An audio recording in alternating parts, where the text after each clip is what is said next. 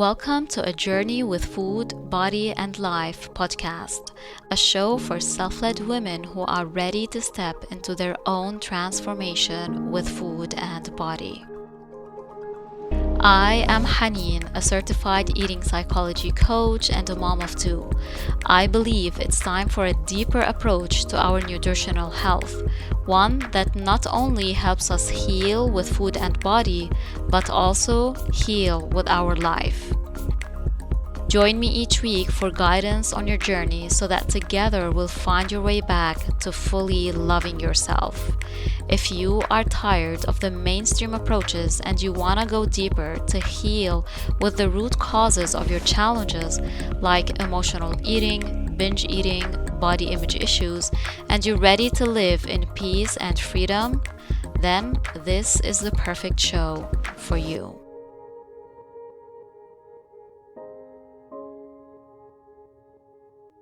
Hi there, and welcome to episode 5 of A Journey with Food, Body, and Life podcast.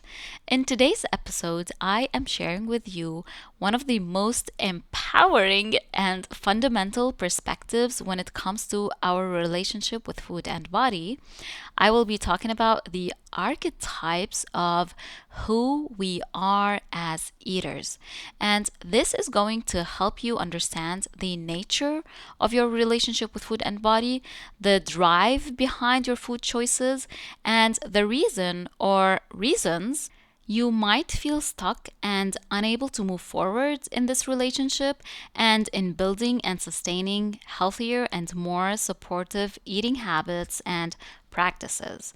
So, in eating psychology, we believe that food is an integral part of our lives, and the way we approach eating can reveal deep insights about our personalities, how we show up in our lives, and the relationships with the world around us. All right, let's dive in.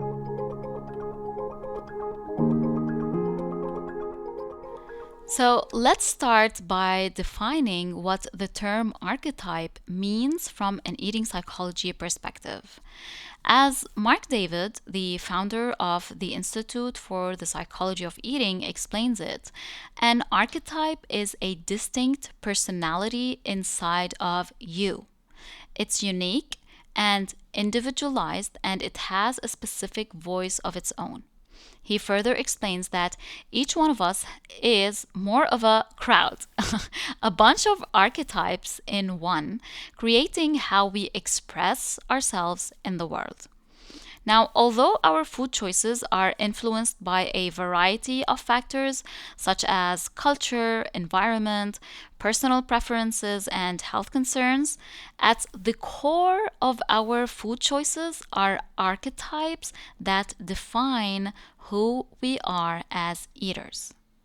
So, examples of archetypes that are most common and show up in our relationship with food and body are the parent, the child, the teenager, the comfort seeker, the pleasure junkie, the teacher, the best friend, the healer, the victim, the explorer, the artist, the scientist, the inner rebel, the bad boy or bad girl, the critic, the perfectionist, and so much more. There are literally thousands of different archetypes we deal with or manifest in our life.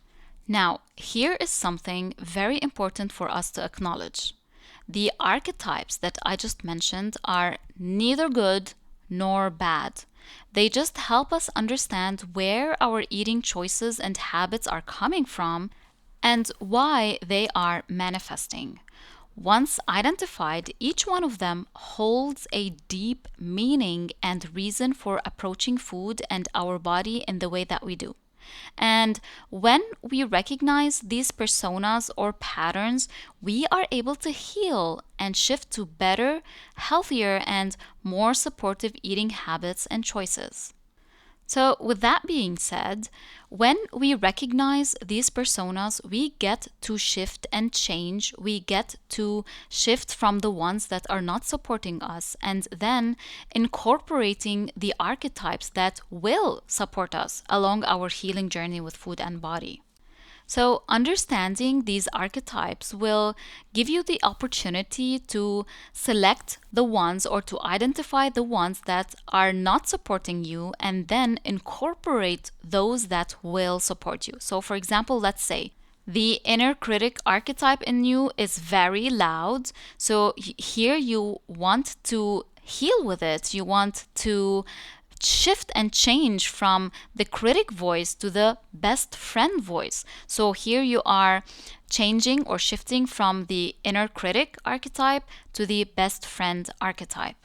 So let's dive deeper in a couple of these archetypes. One of the most common archetypes is the comfort seeker. In this specific eating pattern, you might find comfort and emotional support in food.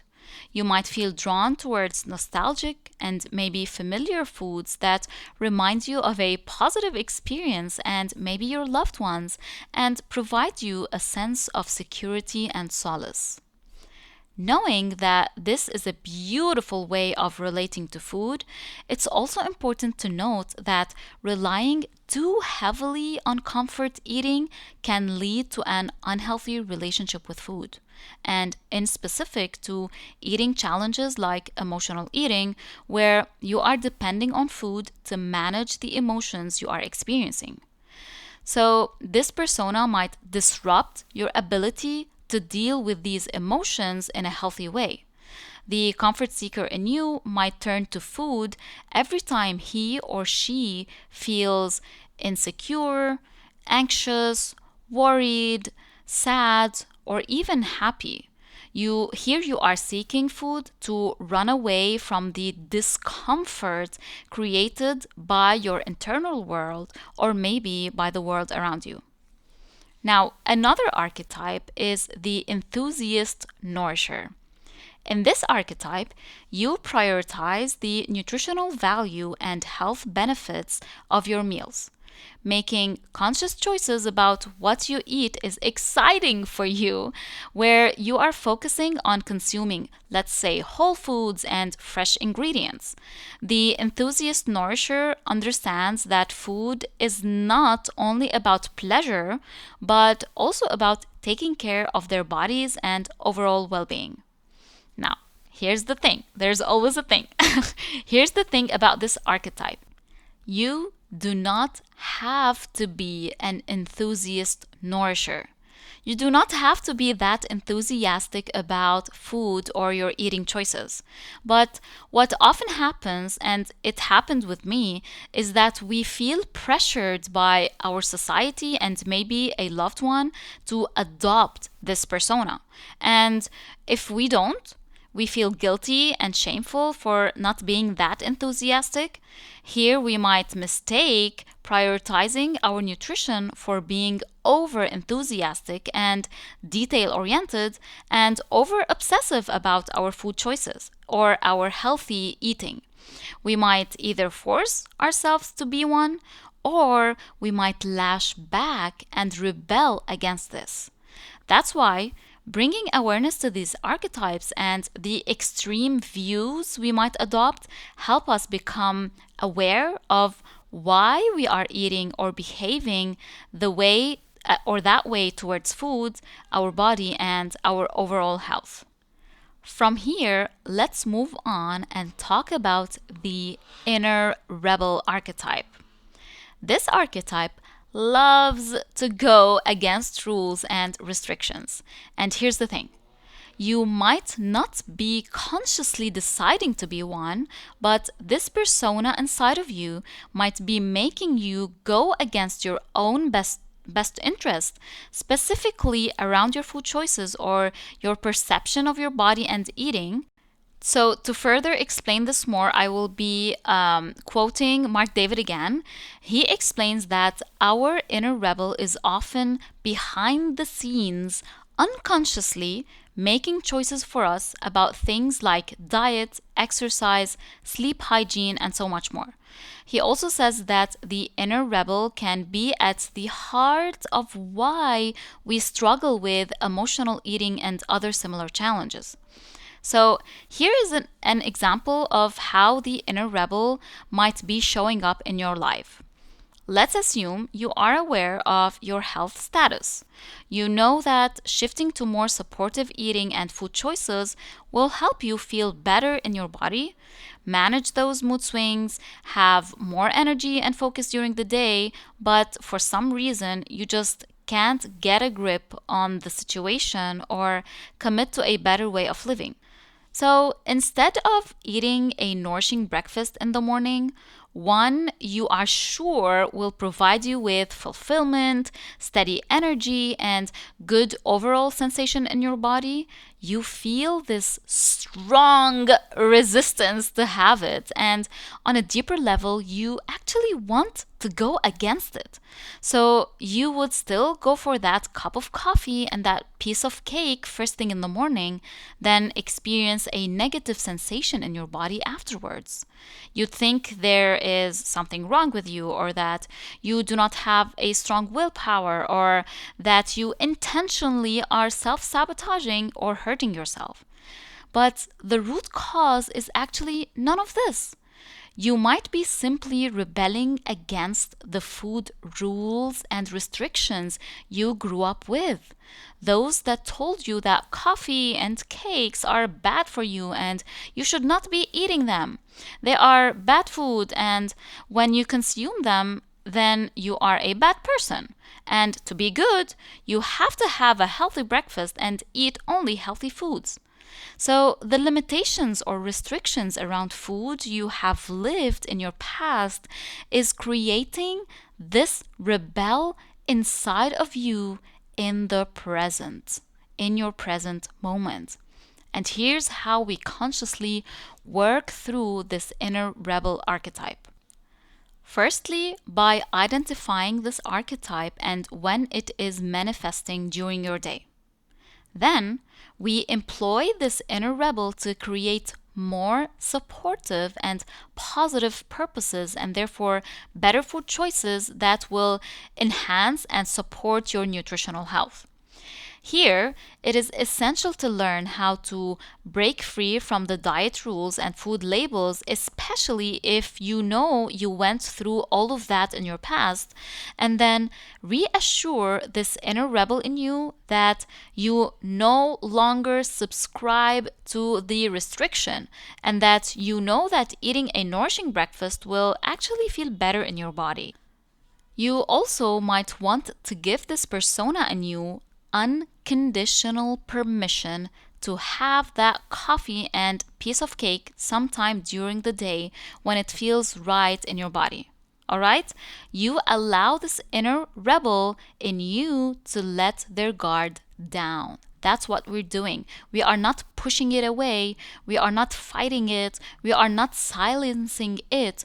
We are just helping it put its guard down. For that reason, regardless of which archetypes you feel you subscribe to, it's essential to have that awareness of what your unique personas are, and at the same time, find the balance that best serves your individuality. And here's the thing. Most importantly, you want to do that so that you can heal with the ones that are creating an unhealthy relationship with food and your body, or they're leading you to make the misaligned food choices, behaviors, or patterns. And one last thing. Although we possess a combination of archetypes, they can evolve and change over time. And that's because the nature of our relationship with food and body is actually complex. And it's not like they advertise it for us, especially in the diet industry, that our relationship with food and body or our health is really about calories in or calories out, or eating healthy and exercising well. This is not the reality of our relationship with food and body. It is actually complex and can change based on our life experiences or our personal growth and various different external factors like our living situation or our living status. And with that being said, understanding our food archetypes can help us develop a healthier relationship with food and make conscious choices that align with our body's nutritional needs and ultimately those that align with our values. So, I will leave you with an exercise. I want you to take some time and reflect on the different archetypes that might be showing up in your relationship with food and body, in your day to day experiences with food and body. Go back to the list of the archetypes that I shared with you and try to identify which ones are mostly manifesting during the day. And of course, if you want me to talk more about one specific archetype, please do leave a review, share with me which one you want. And I will do my best to create a specific episode to dive deep into this archetype because I know how impactful this work can be on our relationship with food and body and how we are making our food choices and showing up in our lives. All right, that's it for today. I hope you found this helpful. I wish you a blessed journey with your food and body. Thank you so much for tuning in, and I will see you next week.